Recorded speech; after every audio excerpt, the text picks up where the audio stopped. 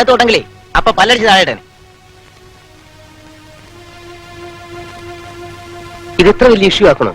കണ്ട കണ്ണൂരും കാസർഗോഡും വല്ലവനും കുത്തിച്ചെത്തുന്ന സമരം ചെയ്യണില്ലേ? നിങ്ങളുടെ ആവശ്യത്തിന് തല്ലുണ്ടാക്കാൻ ഞാൻ വേണം. എനിക്കൊരു പ്രശ്നം വരുമ്പോൾ ഓരോരുത്തരും പഠിക്കണം. അധ്യാപകന്റെ മർദ്ദനമേറ്റ് വിദ്യാർത്ഥി ആശുപത്രിയിൽ നിന്ന് പത്രത്തിൽ കൊടുക്കണം. വേണമെങ്കിൽ എന്റെ പേരിന്റെ കൂടെ വല്ല സഖാവെന്നോ യൂത്ത് നേതാവെന്നോ കൊടുത്തോ. എന്നിട്ട് കേരളത്തിലെ കോളേജ് വിദ്യാർത്ഥികൾ മുഴുവൻ സമരം ചെയ്യാൻ ആഹ്വാനം ചെയ്യണം. ആ രാമേന്ദ്രനെ സസ്പെൻഡ് ചെയ്ത് 10 ദിവസം പുറത്തു നിർത്തിയില്ലെങ്കിൽ എനിക്ക് നാണക്കേടാ. അയാൾ വരണം, എന്റെ കാല് വീണ് മാപ്പി ചോദിക്കണം. സത്യം പറഞ്ഞ അതിനിപ്പോ അങ്ങേര് തെറ്റൊന്നും ചെയ്തില്ലല്ലോ. ഓ പിന്നെ, മുമ്പ് ഇവിടെ പ്രതിപക്ഷം ഭരിച്ചിരുന്നപ്പോ ഡാം കെട്ടാനുള്ള കോൺട്രാക്ട് കൊടുത്ത അന്നത്തെ മന്ത്രിയുടെ ബന്ധുക്കാരനാണെന്നുള്ള ഒറ്റ കാരണം കൊണ്ട് പരിസ്ഥിതി സംരക്ഷണത്തിന്റെയും വനനശീകരണത്തിന്റെയും പേരും പറഞ്ഞ് ഞങ്ങളെ കൊണ്ട് വെറുതെ പോകുന്ന ബസ്സിനെല്ലാം കല്ലെറിയിച്ചില്ലേ, തീയപ്പിച്ചില്ലേ? പാർട്ടിക്കകത്ത് ഗ്രൂപ്പ് വഴക്ക് നടന്നപ്പോ എതിർ ഗ്രൂപ്പിന്റെ നേതാവായ മന്ത്രി രാജിവെക്കണമെന്നും പറഞ്ഞ് ഞങ്ങളെ കൊണ്ട് സമരം ചെയ്യിച്ചില്ലേ? അതുകൊണ്ട് തെറ്റിന്റെ ശരിയുടെയും കണക്കൊന്നും എന്നോട് പറയണ്ട. ശരി മാത്രം ചെയ്ത് ഇവിടെ ഒരുത്തരം നേതാവായിട്ടില്ല. അങ്ങനെയൊക്കെ തന്നെയല്ലേ നിങ്ങളും വിദ്യാർത്ഥി നേതാവും യൂത്ത് നേതാവും ആയത്? അടുത്ത് വരുന്ന തെരഞ്ഞെടുപ്പിൽ ഒരു പാർട്ടി ടിക്കറ്റ് കിട്ടാൻ വേണ്ടി ഇല്ലടോ താൻ ഇവിടെ കയറി കുത്തിയിരിക്കുന്നു. സൂക്ഷിച്ച് സംസാരിക്കണം. തന്റെ അച്ഛൻ ഞങ്ങളുടെ നേതാവാണെന്ന് പറഞ്ഞ് താൻ പറയുന്ന എന്തും കേൾക്കാനല്ല ഞങ്ങൾ ഇവിടെ ഇരിക്കുന്നത്. നിങ്ങൾ പറയുന്ന ഞാൻ കേൾക്കണമെങ്കിൽ ഞാൻ പറയുന്ന കുറെയൊക്കെ നിങ്ങൾ കേൾക്കണം. MLA-മാർക്കും മന്ത്രിമാർക്കും മാത്രമല്ല, കാല് മാറി ചവിട്ടാൻ ഞങ്ങൾക്കും അറിയാം. അപ്പുറത്ത് ചെന്നാലും ഈങ്കുലാവ് വിളിക്കാനും തല്ലുണ്ടാക്കാനും ഞങ്ങളെയും കയറ്റും. അത് മറക്കണ്ട.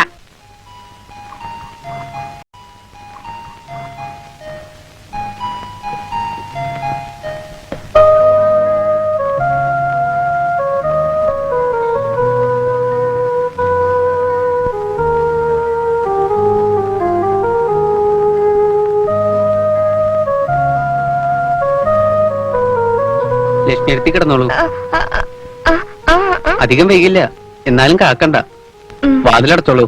ഞാൻ വരാന്തയിൽ കിടന്നോളാം.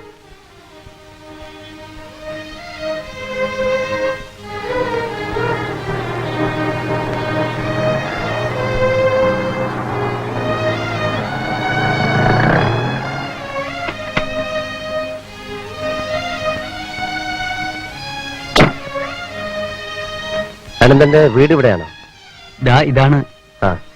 വീട്ടില് കറണ്ട് ഇല്ലാത്തോണ്ട് ഇവിടെ വന്നിരുന്ന് വായിക്കാന്ന് കരുതി. കുറച്ചു ദിവസമായി ക്ലാസ്സിലോട്ടൊന്നും കണ്ടില്ല. കോളേജ് വരെ എനിക്ക് പേടിയാ മാഷേ. ആ രഞ്ജിയും കൂട്ടി എന്തെങ്കിലും ചെയ്താലോ? എനിക്ക് അച്ഛനും ഇല്ല അമ്മയില്ല, ആകെയുള്ളത് ഒരു ഇടത്തിയാ. പാവം എത്ര കഷ്ടപ്പെട്ടിട്ടാ എന്നെ കോളേജിലേക്ക് അയക്കണേന്ന് മാഷിനറിയോ? കാലത്തും വൈകിട്ടും ഇവിടങ്ങളിലെ വീടുകളിൽ മുഴുവനും ഞങ്ങൾ രണ്ടുപേരും കൂടി ബൂത്തിൽ നിന്ന് പാല് മേടിച്ചു കൊടുക്കും. പണിയുള്ളപ്പോ ഇടത്തി ഒരു പ്രസ്സിലെ കമ്പോസിങ്ങിനും പോവും. പഠിച്ച് ഒരു നല്ല നിലയിൽ എത്തണം എന്നൊക്കെ കരുതിയാ കഴിവില്ലാഞ്ഞിട്ടും കോളേജിൽ ചേർന്ന്. ഇപ്പൊ തോന്നുന്നു വേണ്ടായിരുന്നു. അതെന്താ അനന്ത? പഠിച്ചിട്ടും വലിയ കാര്യമില്ലാന്ന് മനസ്സിലായി. പിന്നെ ഒരാഗ്രഹം കൊണ്ട് പഠിക്കണമെന്നേ ഉള്ളൂ. മാഷിനറിയോ, കഴിഞ്ഞ കൊല്ലം ഒറ്റ ദിവസം പോലും ശരിക്കും പഠിത്തം നടന്നിട്ടില്ല. സമരായിരുന്നു. എന്നിട്ടും ഞാനിതേപോലെ കുത്തിയിരുന്ന് പഠിച്ചു. പരീക്ഷ എഴുതാൻ ചെന്നപ്പോ എന്താ നടന്നേന്നറിയോ? ക്ലാസ്സില് ഏറ്റവും നന്നായിട്ട് പഠിക്കുന്ന കുട്ടിയായിരുന്നു ഫ്ലാഗ് പോസ്റ്റ് നിന്ന് വീണ് മരിച്ച വിനയൻ.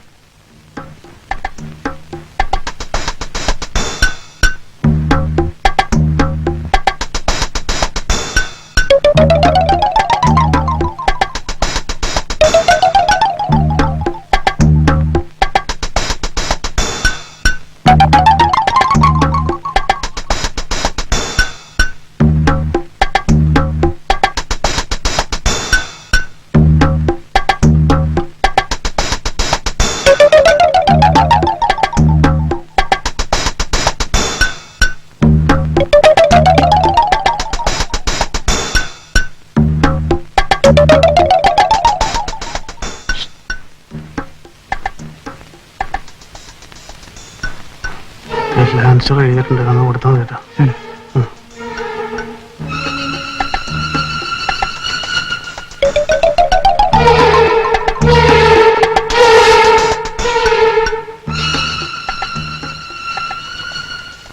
ഇതേപടി നോക്കി അങ്ങോട്ട് എഴുതിയാൽ മതി. സാർ ഈ ചെയ്യുന്നത് ശരിയല്ല. എന്ത് ചെയ്യുന്നത്? ഒരാൾക്ക് ഉത്തരവ് എഴുതി കൊടുത്തത്, മാസ് കോപ്പിങ്ങിന് കൂട്ടു നിൽക്കുന്നത്. ബുദ്ധിമുട്ടി പഠിച്ച് പരീക്ഷ വന്നിരിക്കുന്നവരെ മണ്ടന്മാരാക്കരുത് കേട്ടോ. വല്ലതും പഠിച്ചിട്ടുണ്ടെങ്കിൽ മര്യാദയ്ക്ക് അവിടെ നിന്ന് എഴുതണം, ഇല്ലെങ്കിൽ പേപ്പർ ഇറങ്ങി പോണം മിസ്റ്റർ. ഇരിക്കട്ടെ അവിടെ. എടാ ഇരിക്കാൻ. ഇല്ല, ഞാനിത് പ്രിൻസിപ്പലിനോട് റിപ്പോർട്ട് ചെയ്യും. പ്രിൻസിപ്പലിന് അറിയാത്ത കാര്യമൊന്നും അല്ല ഇവിടെ നടക്കുന്നത്. പ്രിൻസിപ്പലിന് അറിയാമെങ്കിലും യൂണിവേഴ്സിറ്റിക്ക് അറിയില്ലല്ലോ. അതുകൂടെ അറിയിക്കാമെന്ന് ഞാനൊന്ന് നോക്കട്ടെ.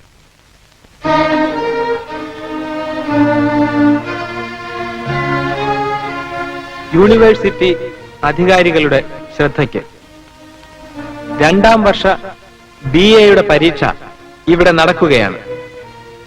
പഠിച്ചവരും പഠിക്കാത്തവരും എഴുതുന്നു. പരമേശ്വരൻ സാറാണ് supervisor.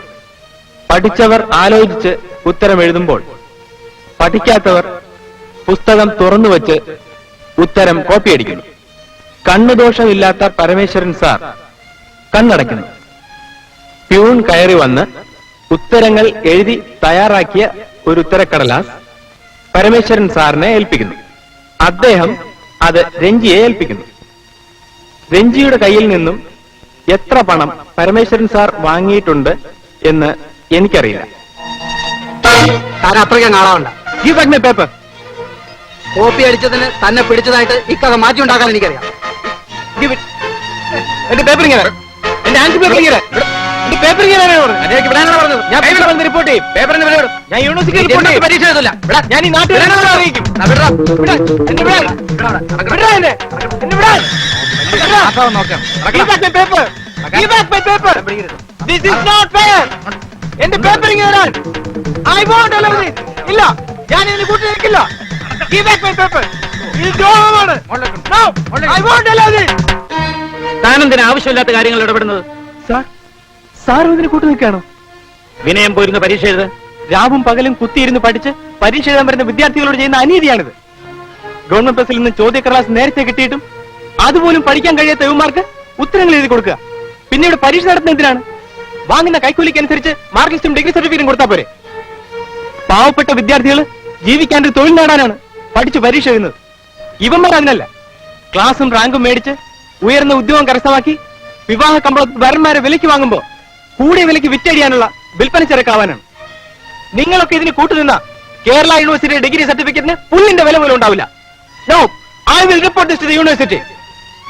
No, I will report this to the university. Report ചെയ്ത ഡീബാർ ചെയ്യുന്ന തന്നെയായിരിക്കും കോപ്പി അടിക്കാൻ ശ്രമിച്ചു എന്ന കുറ്റത്തിന്. തനിക്ക് ഒരു ചാൻസ് കൂടെ തരികയാണ്. ബഹളം ഉണ്ടാക്കാൻ പോയിരുന്ന പരീക്ഷ എഴുത്. I will question this. I will see that you are be taken to jail. I will question this. I will question this. I will report this to the university. You are all criminals. I won't allow this. I won't allow this. I will report this to the university. I won't allow this. I will question this.